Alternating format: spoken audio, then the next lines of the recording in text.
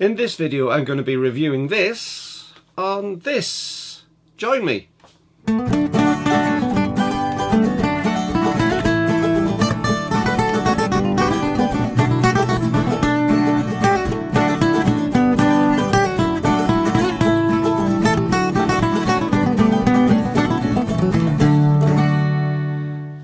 Well, hi YouTube, Brian James, that Micro Four Thirds guy with you once again. It's been a bit of a break, so it's really nice to be back. And there's a bit of a backstory before I go too far into this, but today I'm going to be looking at this, and I have to keep on looking at the paper because I cannot, under any circumstances, remember the letters for the name. This is a Lumix DMW-GWC-1. Wow. And it goes along with this, which is my Lumix 14mm f2.5 lens. My Lumix 40mm f2.5 lens? Yes, it is. This is my second one, which is a Mark 1, whereas my first one was a Mark 2, and this one I've used before. I'm going to stick it on the camera here quickly, and just so we can see it and just remember it. This, if you remember, is the little 14mm which I borrowed from my colleague Jerry and did a review on a little while ago, and I loved it. Wonderful little lens, small, light, really crisp, sharp, and a very, very usable lens. And I was so impressed with this lens when I reviewed it, and the review is above, you'll see the link to it above. I was so impressed that I went out and bought it. But I didn't buy one of this. This is a Mark 1. I bought the Mark 2 version, which had a few minor improvements over it. And if you remember from a previous video, I went to sea houses on the northeast coast last year. Put my camera bag down on the table, didn't realise the top was open. The lens rolled out off the side of the table, bounced on the floor and down into 20 plus feet of water in the harbour. Never to be seen again, but it did test out the waterproofing of the lens. Don't know if it was successful or not, but I tend to think not. So of course I didn't have that lens anymore. And I was chatting to Jerry, and Jerry's predominantly an Olympus user before this, but he was down to one Lumix lens. Now I use both Olympus and Lumix lenses, and Olympus and Lumix cameras quite happily. So to me, it's great to mix and match. Jerry wanted to go totally Olympus. That's his thing, and this was the last Lumix lens that he had. And when he heard my plight, he said, do I want to buy it? And I said, yes. And I got it for a really good price, thanks Jerry, and a really usable lens, because as I say, this is the very lens that I reviewed previously, and I know exactly what I've got on my hands here. Great lens. But when I got it off him, there was two other things with it. I got this. So what is this? Well, this is, letters again, this is the DMW-GWC-1, which is a macro conversion. It's a screw-on macro adapter lens, which goes on the front of either the 14mm or the Power OIS version of the 14 to 42 zoom, which I don't have anymore. I've had that lens, it was a great little lens. I've had it before, but I don't have it anymore. And this is to make it into a macro lens. I'm not a great macro photographer, I must admit. It doesn't really do a great deal for me. I do some, but not much. But it's a handy little lens. But this is the one that I was more impressed with. Just take the back cap off. They both come with a rear cap and a push-on front cap as well. But this is the DMW-GWC-1. I knew I'd get it wrong. This is the wide angle, and it's a wide angle converter. Now, I'm not a great fan of screw-on converters. Many, many years ago, when I got my first Olympus OM1, I bought a 2x teleconverter, and I was very unimpressed. It went on the camera, and basically everything was incredibly dark because I lost so much in the way of light from that, and it just wasn't a good quality. Where it was very soft in comparison to the original lens. Wasn't very impressed with it. But of course things have changed, and also that was quite a low budget one that I bought at the time. So when I got these, I was quite interested to see what it did. Now this has a magnification factor of 0.79. So when you put this on the front of a 14mm lens, either the 2.5 prime 14mm, which I've got there, or if you're using it on the 14 to 42, Lumix recommend that this particular adapter is only used on the 14mm side of things. You can use it throughout the range, but really there's not much point. This is used on the 14mm side. And with a 0.79 magnification factor, it takes this down to an 11mm lens. It takes the 14 down to 11mm, which gives you a much more wide angle. But what's it like to use, and how usable is it on the camera? Well, I'll come to that in a few minutes, so keep watching. But there weren't just these two adapters. This was a series of 4 adapters. There was the DMW-GWC-1, which was a fisheye adapter, and it gave grossly distorted effect of a fisheye lens would. There was also the DMW-GTC-1, and that was a telephoto adapter, and that was to be used only on the zoom, not on the 14mm prime that I've got here, and that was to increase the focal length from 42 upwards. And I've never seen one of those, never used one of those, but I've been told it's a very successful adaptation for it. So let's have a look at the specs before we go any further, before we see what it's like in use and see how it goes on the camera. Well, first of all, as I say, it's only recommended for use in those 2 lenses, and they come with an adapter ring on this, which takes it to either 46mm thread or 37, and they fit on the front of the lens. So it's a screw-on attachment on the front of the lens. And I'm just going to put this one onto my 14mm as we talk. I'll take the lens cap off, and we can see here the 14mm on the front of that, the wide-angle adapter. And we're just going to screw that on, if I can get the threads to go on. I hate trying to put these threads on because I don't like screw-on threads. I'm not a great one for filters anymore.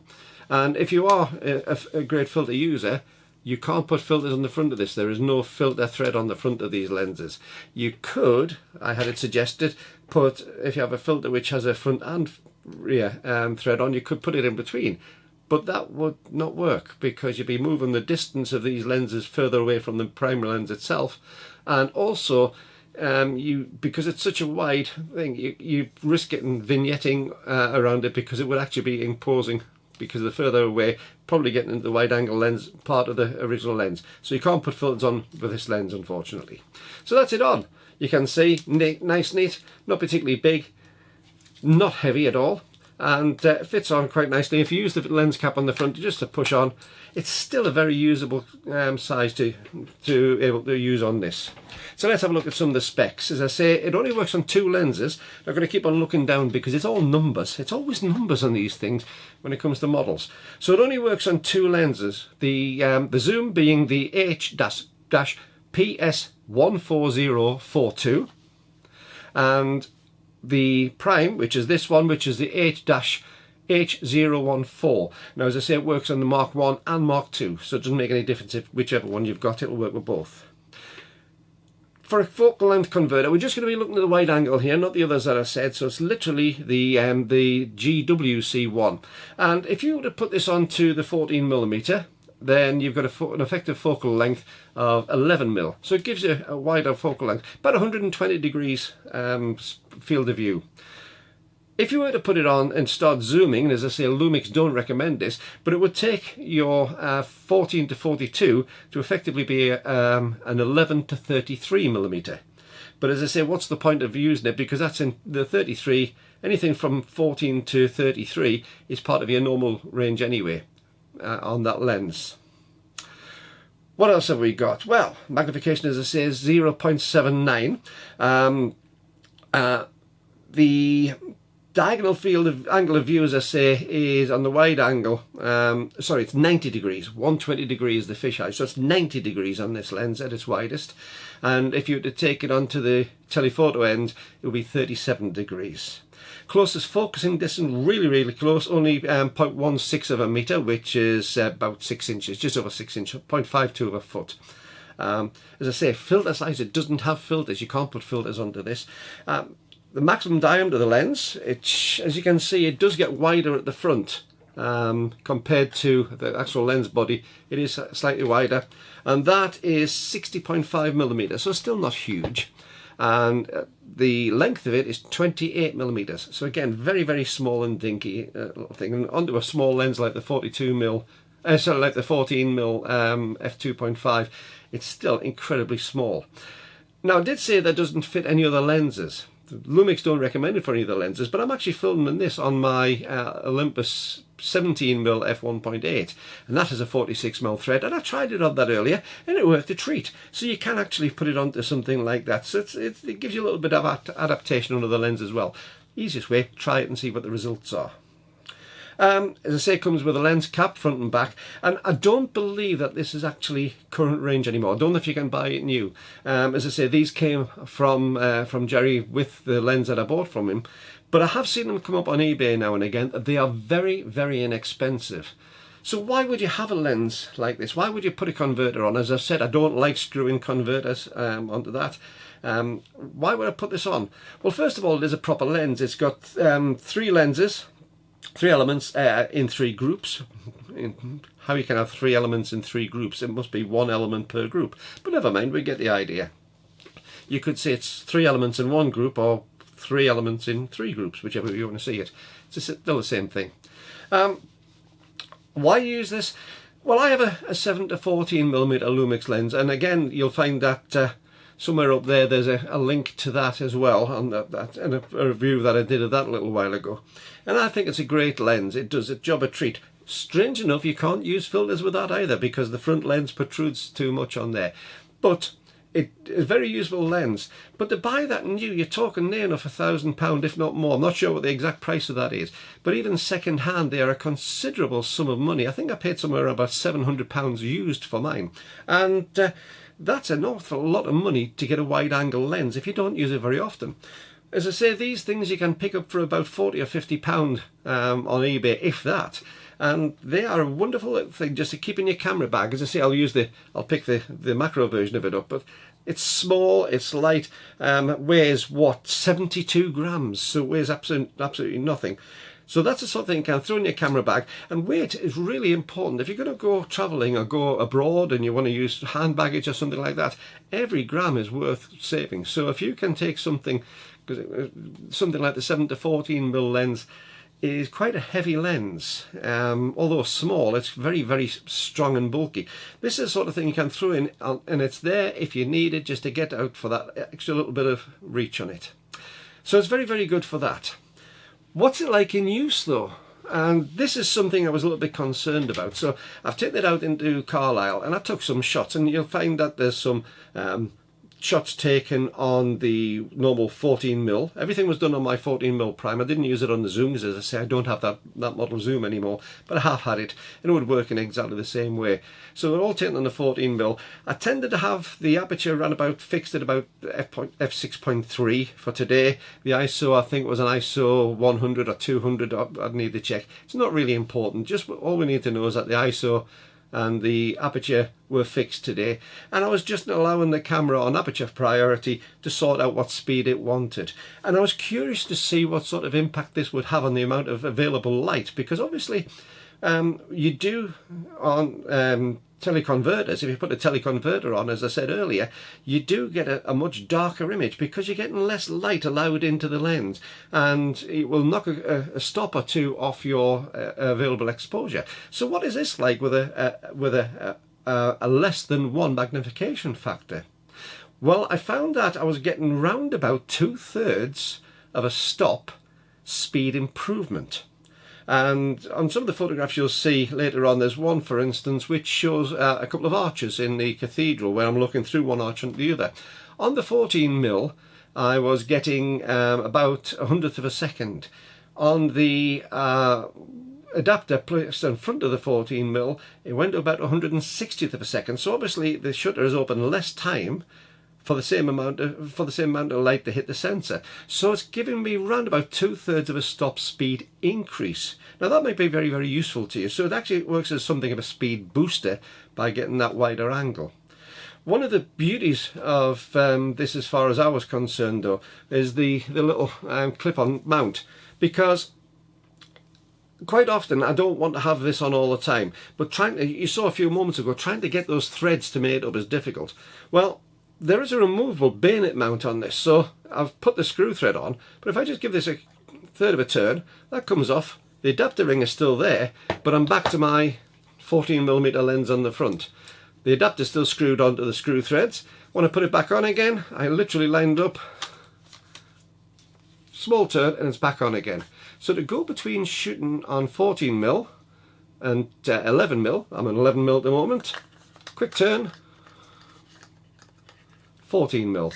To put it back on again, 11mm. Very, very quick, very easy. And great, again, if you just do a bit of street photography or a little bit of landscape, you want to try differences on there, very easy to get on and off. You're not faffing about with the threads all the time. And that also, if I take it for the macro lens as well, if I take the screw thread adapter off this one, because this has got the converter on, for 46 to 37mm, if I change it over on this, again, just small turn on there, the macro lens, twist, and you're on. Twist, and it's off.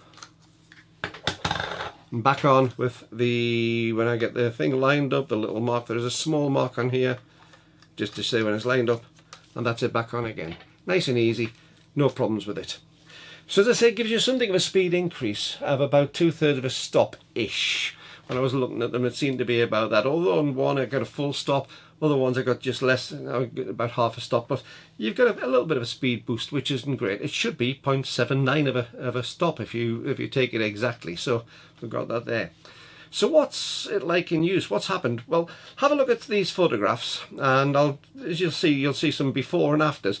And what I've done on these, I haven't necessarily focused on exactly the same place. I just changed them over because part of the problem was the framing was different. We're having a different focal length and a different field of view.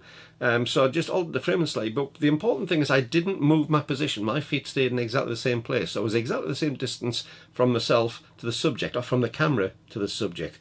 And that's the important part. So I wasn't moving backwards and forwards. So any difference insofar as field of view is purely done in the lenses.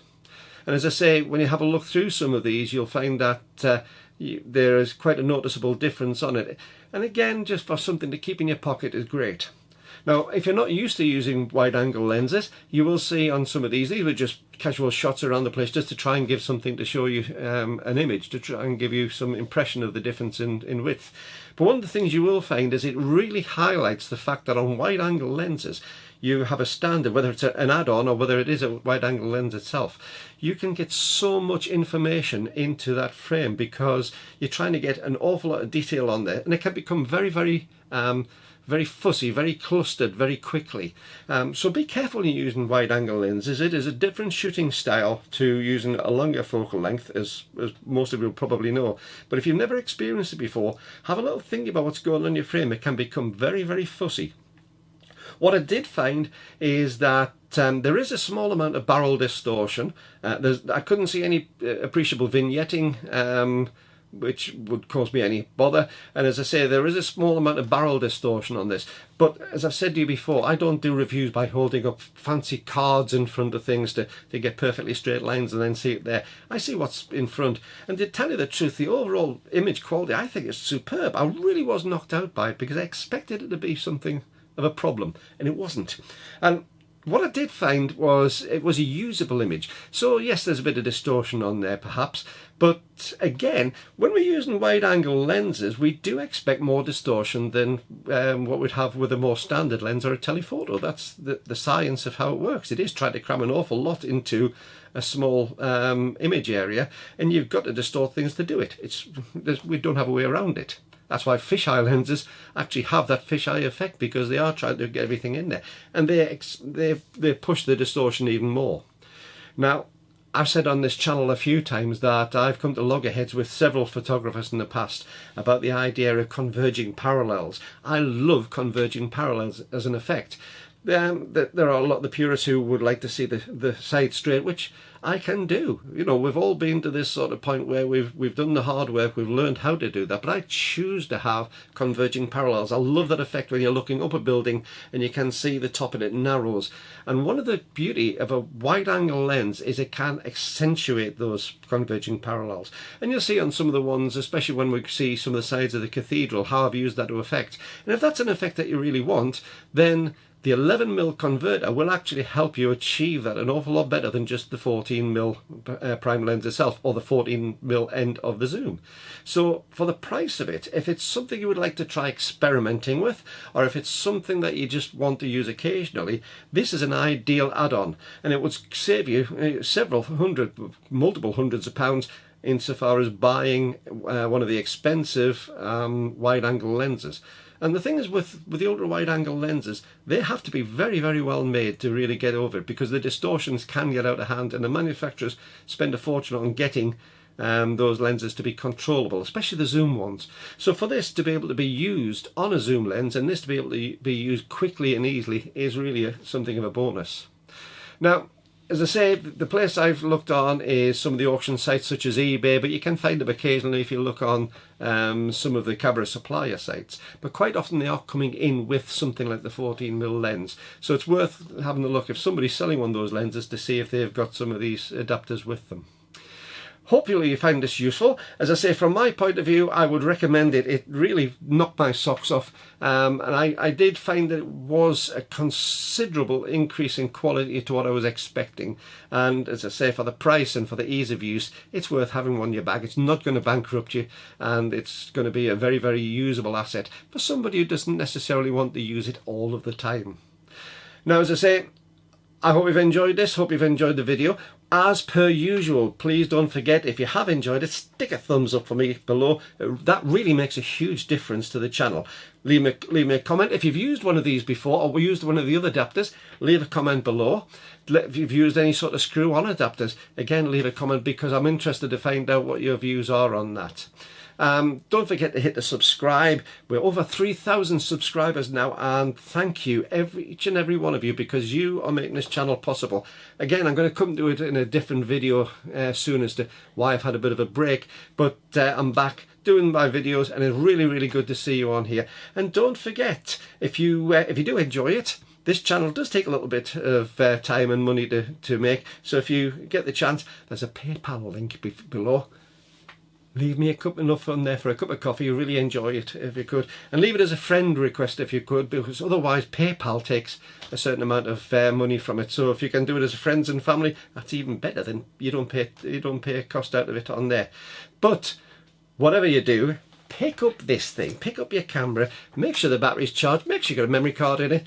Go out, shoot some photos, and enjoy your photography. This is Brian James at Micro Four Thirds Guy bidding you farewell. See you next time. Bye bye.